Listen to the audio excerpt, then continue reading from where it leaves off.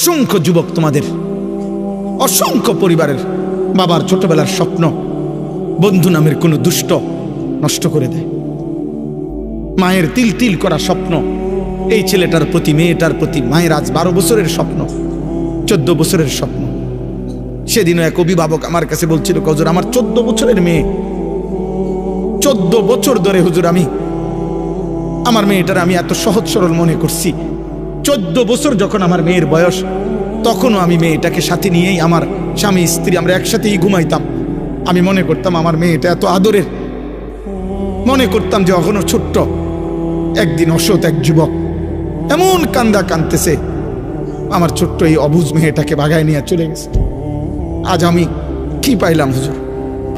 আজকে যত ছেলে মনে করেন আপনারা অনেক অভিভাবক, আহা ঠান্ডা মাথায় আপনারা আপনাদের ছেলেদের হাতে, মেয়েদের হাতে, যার এখনো পূর্ণ সময় হায়াতের বাকি, তার জীবন গড়বার আগেই তার হাতে একটা বড় মোবাইল 24 ঘন্টার জন্য তার হাতে তুলে দিলেন, তার হাতে দিয়ে দিলেন।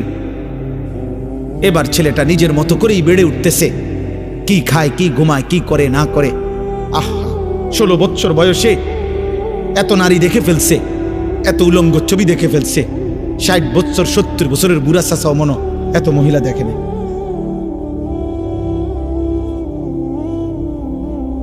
আহা আফসোসের বিষয়।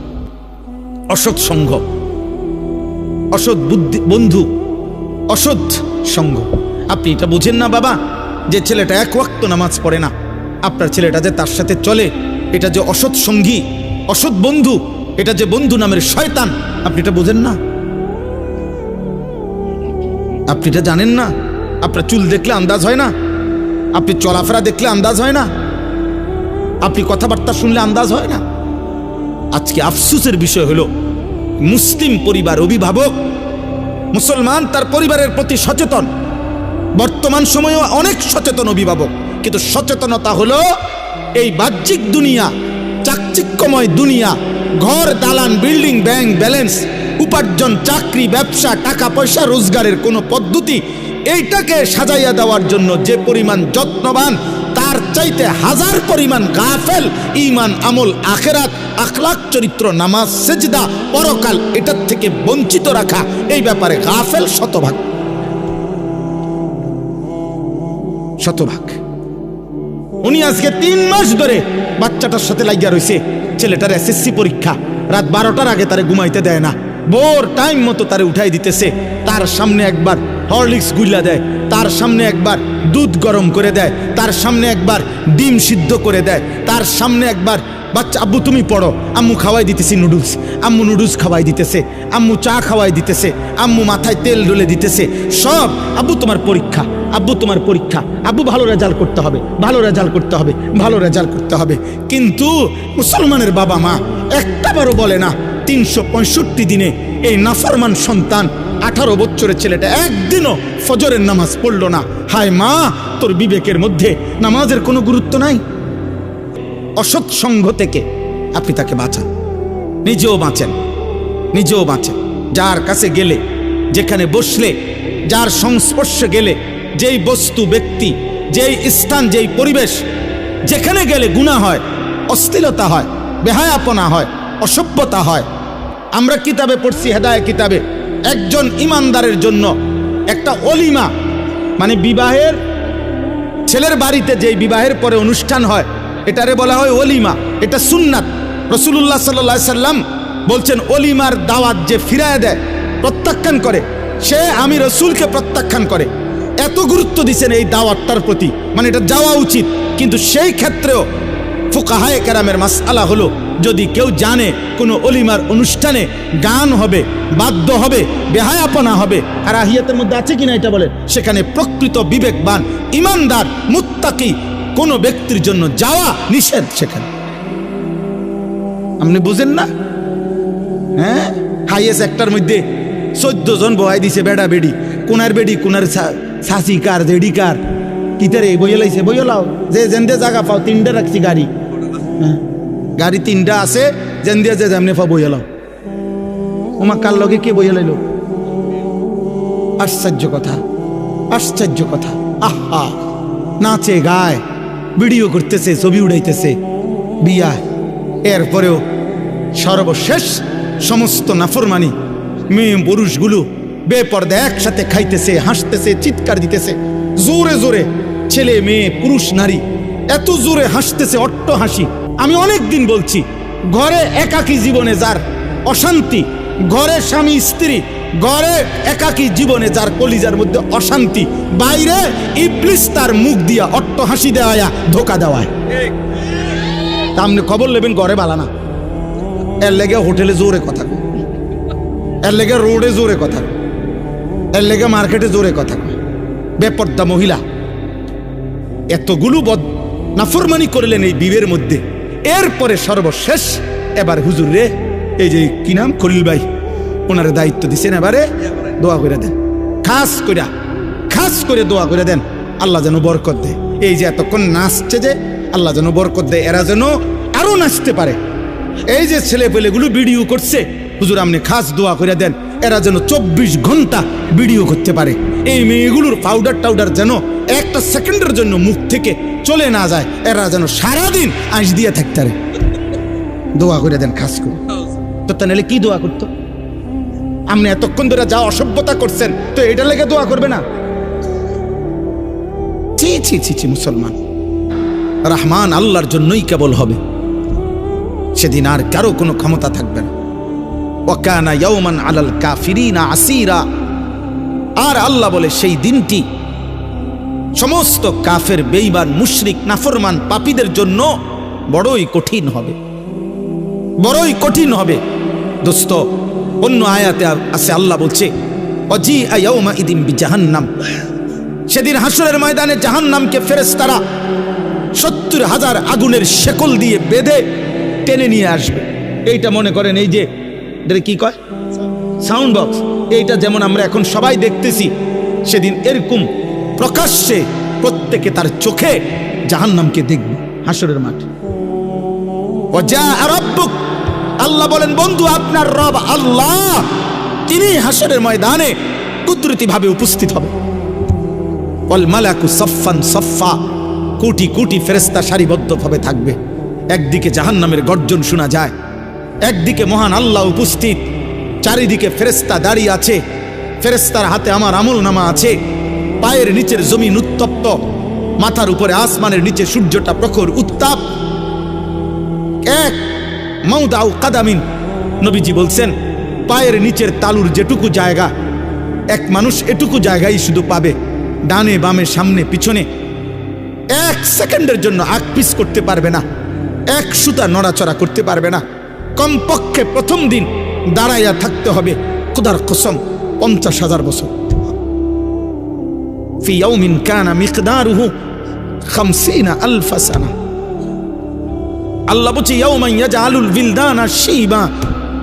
আল্লাহ বলছে বান্দা হাসরের ময়দানের একদিনে, বান্দা একদিনের দুঃখ কষ্ট আর পেরেশানিতে একটা কুলের বাচ্চা একদিনেই বুড়া হয়ে যাবে। একদিন। এ তো কোরআন শরীফের আয়াত। আল্লাহ ফাকাইফা তাত্তাকুন, আল্লাহ বলছে কি বুঝা তোমরা নাফরমানি করছো বান্দা, কি বিষয়টা কি? আরে ভাই কেন নামাজ পড়ছো না?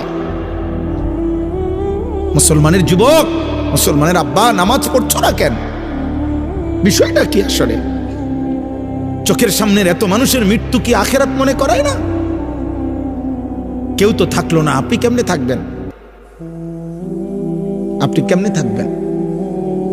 ডানে বামে কেউ তো থাকলো না। পৃথিবী তো মনে রাখে না রে আব্বা। আমার দাদার বাপের নাম কি আমি জানি না, আপনারাও জানেন না, আপনারা অনেকেই জানেন না। আমার দাদার দাদার নাম কি শতকরা 99 জন না 99.5 জনই বলতে পারবে না। তাহলে আমার দাদার দাদা আজ থেকে 1,500 বছর আগের না? কথা বলে না কেন? কি সর্বোচ্চ 200 বছর? বোঝেন নাই কথাটা? আপনি আমার দাদার দাদা ধরেন, তাহলে দাদা, হ্যাঁ দাদার বাপ, দাদা, আমার আব্বা, 4 জন, আমার আগে 4 জন, তাহলে আমার আগে 4 জন, আপনি 60 করে ধরেন, 240, এই তো বললাম। তাহলে 200-250 বছর আগের মানুষ, আমরা যে তার নাম জানি না। স্বার্থপর এই দুনিয়া মনে রাখে না, স্বার্থপর এই দুনিয়া মনে রাখে না, মনে রাখে না, দুনিয়া মনে রাখে না। 20 বছর পরে, আমি প্রায় দিন বলি, 20 বছর পরে কবর থেকে আপনি আইসা আপনার ঘরে ঢুকলে আপনার ঘরের একটা ফার্নিচারও, একটা সামানও আপনি খুঁজে পাবেন না। আহা কি করল? 3 নাম্বার, লাকাদ আদাল্লানি আনি যিকরি বাদা ইজ জাআনি। 3 নম্বরে সে বলবে, হায় আমার কাছে তো হেদায়েতের উপকরণ এসেছিল, কিন্তু বন্ধু নামের ওই দুষ্ট আমার সঙ্গী আমারে আল্লাহর পথ থেকে গুমরাহ করে দিল। আমাগো এলাকায় তো আজান হইতো, কিন্তু আমি যে একটা পোলার লগে চলতাম, ওই আমার টাইনে ধরে রাখত। আমাগো গ্রামে তো, আমাগো মহল্লাতে তো মাদ্রাসা ছিল, আমাগো ঘরে তো আল্লাহর কোরআন দেখছিলাম আসিল, আমাগো এলাকাতে তো দাড়ি টুপিওয়ালা নামাজি মানুষ ছিল, আমাদের বংশে তো হাফিজে কোরআন ছিল। আহা আমি কি করলাম? আমার কাছে তো চারদিকে আল্লাহকে মানার মতো উপকরণ ছিল। আমাগো মহল্লায় তো হুজুররা ওয়াজে বলছিল, আমাগো মসজিদের ইমাম সাহেব তো প্রত্যেক জুমার নামাজে কিছু না কিছু বলতো। এই সব কিছু তো ছিল, আসছিল আমার কাছে, কিন্তু আদাল্লানি আমার সঙ্গী, আমার বন্ধু, আমার সঙ্গ আমারে গুমরাহ করে দিল। ওয়াকানা শাইতানু লিল ইনসানি খাজুলা। এই শেষ কথাটা শুনেন, আল্লাহ বলেন সেদিন বন্ধু শয়তান, ইবলিস অথবা দুনিয়ার বন্ধু, তাফসীরের মধ্যে আছে প্রত্যেক যেই ব্যক্তি মানুষকে আল্লাহর পথ থেকে সরিয়ে দেয়, তাফসীরে স্পষ্ট আমি নিজে পড়ছি, ওই ব্যক্তিকেও রূপক অর্থে শয়তান বলা হয়। ওইটাও শয়তান, বন্ধু নামের শয়তান, মানুষ শয়তান। একটা হলো জিন শয়তান, একটা হলো কি শয়তান? মানুষ শয়তান। হ্যাঁ, নবীন শায়াতিন আল ইনস ওয়াল জিন ইউহি বাদুহুম ইলা বাদিন যুখরুফাল কওলি গুরুরা। আল্লাহ বলছেন কোরআনে মানুষ শয়তান, জিন শয়তান। তো আল্লাহ বলেন এই দুনিয়াতে মানুষের আকৃতিতে যেই বন্ধু ছিল, অথবা ইবলিস শয়তান যেটা বন্ধু মনে করছিলা, যার কারণে তুমি গুনাহ করলা, কিয়ামতের দিন এই বিপদের মুহূর্তে খাজুলা, সে তার থেকে সরে যাবে, কেটে যাবে, কেটে যাবে, সে তাকে সঙ্গী হিসাবে পাবে না। এখানে কোরআন শরীফের ভিন্ন জায়গায় সূরা হাশরে আছে, প্রত্যেক ব্যক্তি যখন পাপ করে, পাপ করার আগ মুহূর্ত পর্যন্ত শয়তান ইবলিস তাকে পাপের জন্য প্ররোচনা দেয়, ওয়াসওয়াসা দেয়। যখনই সে পাপ শুরু করে, মদ খাইতে শুরু করে, জুয়া খেলতে শুরু করে, উলঙ্গ ছবি দেখতে শুরু করে, সুদের টাকা যখন হাতে নেয়, ঘুষের টাকা যখন হাতে নেয়, নারী যখন বেপর্দা হয়, আল্লাহর কসম, আল্লাহ কোরআনে বলছে ফালাম্মা কাফারা ক্বালা ইন্নী বারীউম মিনকা ইন্নী আখাফুল্লাহ রব্বাল আলামিন। তখন তৎক্ষণাৎ শয়তান ওই নাফরমান থেকে সরে যায়, আর সরে গিয়া দূরে গিয়া বলে আমি তোর থেকে মুক্ত, আমি আল্লাহরে ভয় করি, কারণ আমার বিশ্বাস এখন আল্লাহর আযাব আসতে পারে, আর আল্লাহর আযাব আসলে আমিও শেষ হয়ে যাবো তোর লগে থাকলে, কাজে তুই মর, আমি নাই। মক্কার কাফের উকবা ইবনে আবি মুআইত, কাফের সর্দার, নবীজিকে একদিন দাওয়াত দিছিল আরো লোকদের সাথে তার বাড়িতে। নবীজি বলছে দাওয়াতে আইসা যে, চাচা আপনি যদি কালেমা না পড়েন আমি আপনার খাবার গ্রহণ করব না। উকবা ভাবলো যে মেহমান আমার মুহাম্মদ এখন না খেয়ে চলে গেলে আমার বেইজ্জতি হবে, মেহমান আমার বাড়ির থেকে না খেয়ে চলে গেছে, এই জন্য সে নিরুপায় হয়ে আল্লাহ নবীর সামনে কালেমা পড়ছে। এই উকবা নামের এই কাফের সর্দার মক্কার, যখন নবীজি খানা গ্রহণ করে চলে গেছে, এই উকবার বন্ধু উবাই ইবনে খালফ, এই বেঈমান আরেকটা বন্ধু, এই বন্ধু নামের এই বেঈমান ওর হাতে চাইপা ধইরা উকবাকে বলছে, দোস্ত তোর সাথে আজ আমাদের এতদিনের বন্ধুত্ব, তুমি এটা কি করলা? তুমি আমাদের সামনে মুহাম্মদের কালেমা পড়লা। তখন এই উকবা বলতেছে, বন্ধু এখনো আমি তোদের বন্ধু, কিন্তু আমার বাড়ির থেকে মেহমান না খেয়ে চলে যাবে, এই লজ্জায় আমি কালেমা পড়ছি, ইচ্ছা করে পড়ি নাই। নাউজুবিল্লাহ। উবাই ইবনে খালফ বলল, যুবক ভাই শোনো, বন্ধু কি করে শোনো। এই উবাই ইবনে খালফ, এই বন্ধু, এই বেঈমান উকবা ইবনে আবি মুআইতকে বলল, তুমি যদি বন্ধুত্ব রাখতে হয় তো এখন গিয়ে মুহাম্মদ যেই অবস্থায় আছে ওই অবস্থায় আহা তার মুখ বরাবর, কপাল বরাবর থুতু মাইরা মুহাম্মদের কালেমা মুহাম্মদের ফেরত দিবা। এই বেঈমান সত্যি সত্যি তাফসীরের মধ্যে আছে, সত্যি সত্যি কাবা ঘরের সামনে গিয়া দেখছে নবীজি সেজদা দিয়ে আছে। এই অবস্থায় গিয়ে নবীজির কপাল বরাবর থুতু মাইরা বলছে, মুহাম্মদ তোর কালেমা তোরে ফেরত দিল। আল্লাহ বললেন, হায় কি করল, আহা কি করল, বন্ধু কত বড় ক্ষতি করল। এই লোকটা তো যেমনিই হোক ইচ্ছায় অনিচ্ছায় কালেমা তো পড়ে ফেলছিল, কিন্তু বন্ধু তো শেষ করে দিল। এই একটা উদাহরণ বলি। দ্বিতীয় উদাহরণ বুখারীর রওয়ায়াত, হযরত সাঈদ ইবনুল মুসাইয়াব থেকে বর্ণিত। রাসূলুল্লাহ সাল্লাল্লাহু আলাইহি সাল্লাম যখন ওনার চাচা আবু তালেবকে ইন্তেকালের সময় কালেমার কথা বারবার বলতেছিলেন, 38 বছরের মহব্বতের অভিভাবকত্ব করছে নবীজির, 12 বছর থেকে 50 বছর। এই চাচাকে আল্লাহর নবী বারবার বলতেছিলেন, চাচা আপনাকে আমি শেষবারের মতো বলতেছি, কুল লা ইলাহা ইল্লাল্লাহ কালিমাতান আশহাদু লাকা বিহা ইনদাল্লাহ। একবার কালেমাটা পড়েন, আমি আপনার জন্য আল্লাহর কাছে এই কালেমা নিয়ে সাক্ষ্য দেব। নবীজি এ কথা বলতেছিলেন, ঠিক ওইখানেও আছে। তার বাম পাশে আবু তালেবের পাশে তখন তার 2 জন বন্ধু বসা ছিল। এই 2 বন্ধুর একজন হলো উমাইয়া ইবনে খালফ, আরেকজন হলো আবু জাহেল। এই বন্ধু নামের এই 2 বেঈমান বারবার আবু তালেবকে বলতেছিল, আবু তালেব আতারগাবু আম মিল্লাতে আব্দুল মুত্তালিব, তোর বাপ দাদার ধর্ম ত্যাগ করে বন্ধুত্বের মুখে চুনকালি দিয়ে এই মৃত্যুর মুহূর্তে দোস্ত আমগরে বেইজ্জতি করিস না, মুহাম্মদের কালেমা পড়িস না। এই কথা হাদিসে আছে।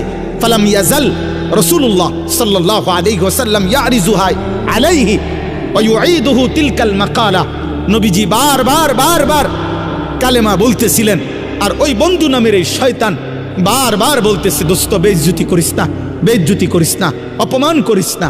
হাত্তা মাতা, এরই মধ্যে কালেমা না পড়েই আবু তালেবের মৃত্যু হয়ে গেছে। আমাদের প্রত্যেকের এটা ভাবা উচিত। এই প্রতিটা মাহফিলের মাকসাদ আপনাদেরকে আল্লাহর কথা মনে করানো, আখিরাতের কথা মনে করানো, আপনাদের বিবেক জাগানো।